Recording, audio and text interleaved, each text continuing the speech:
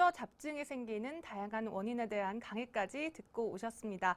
이제 본격적인 치료 사례들 살펴보도록 할 텐데요. 박사님, 어떤 치료 사례 준비되어 있나요? 네, 옹저 잡증 중에 하나인 옹저 설사에 대한 얘기가 되겠습니다. 일반적으로 설사를 한다고 그러면 음식을 잘못 먹었거나 배가 차서 설사를 하는 경우가 많죠. 그런데 옹저로 인해서 설사가 날 수도 있다는 것을 알아야 합니다. 이것과 관련된 옹저 설사 환자가 너무나 많다는 것이 문제가 됩니다. 네, 옹저로 인해 발생하는 다양한 질환 중에 옹저 설사에 관한 사례인데요. 이 환자의 경우에는 또 어떤 환자였나요, 박사님? 네, 65세 남성이었는데요.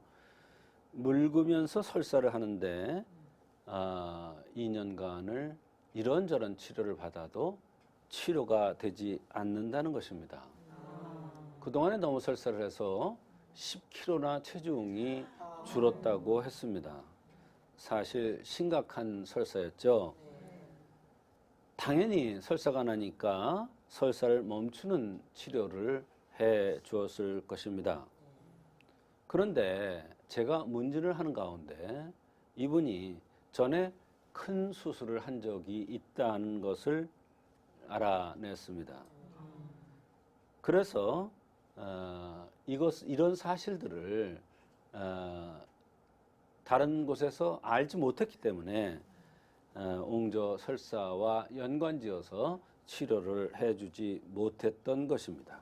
네, 큰 수술을 한 것이 설사의 원인이 된 거군요. 그렇습니다. 수술 후에 마무리가 잘 되지 않으면 옹저 설사가 생길 수도 있습니다.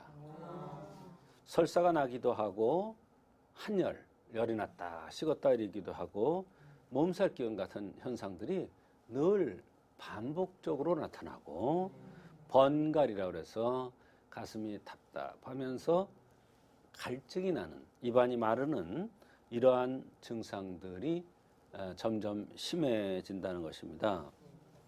옹저 설사라는 개념을 모르면 지사제를 아무리 투여해도 그 설사가 멈추지를 않습니다. 안색만 나빠지고 자꾸 체중이 줄어들 것입니다. 그래서 이분도 옹저설사라는 것을 모르고 치료를 했기 때문에 그렇게 고생을 했던 것입니다. 네, 그 밖에 또 어떤 불편함들이 있었을까요? 여러 가지 불편함이 동반되었습니다.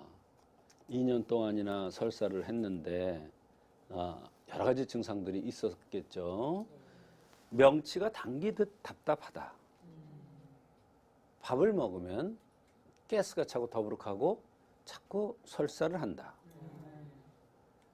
음식 먹어도 거북하고 허기가 지고 음식 맛이 나지를 않는다. 또 이상한 것은 매일 설사를 하는 것이 아니라 4, 5일에 한 번씩 물설사가 났다. 몸무게가 10kg 빠졌고 또 새벽에 2시에서 4시가 되면은 쥐가 잘 나고 한참 주물러도 없어지지 않는다는 것입니다. 여기에 핵심이 있습니다. 새벽에 쥐가 난다는 것은 혈병이고 이것은 수술과 연관된 병이라는 것을 암시해 주는 것인데 이런 것들을 무시해 버린 겁니다. 그러니까 고생을 한 겁니다. 그러니까 설사도 옹저에 의해서 어혈에 의해서 왔을 가능성이 많다는 것을 알 수도 있었는데 모르고 그냥 넘어갔기 때문에 환자만 골탕을 먹은 겁니다. 날씨가 차면은 소변을 자주 볼 때도 있고 다리가 많이 무겁고 천근만근이다. 모든 증상들이나 맥으로 볼 때 옹저 설사로 보고 감이 불안검정 기산을 한제를 투여하였습니다. 옹저에 의해서 설사가 났으니까 옹저를 좋게 해주는 치료를 하니까 당연히 설사가 멈출 수밖에 없는 것입니다. 그러니까 설사를 난다 그러면 이미 설사 나는 약을 쓰지 누가 옹저 약을 씁니까? 그러니까 2년 동안 치료가 되질 않았고 다양한 증상들이 있었고 체중이 10kg나 빠졌다는 것입니다. 이 옹저 잡증의 치료 사례들 계속해서 만나보고 계신데요. 이제 다음 사례로 넘어가 보도록 하겠습니다. 네, 이번에 이제 옹저 번갈에 대한 사례인데요.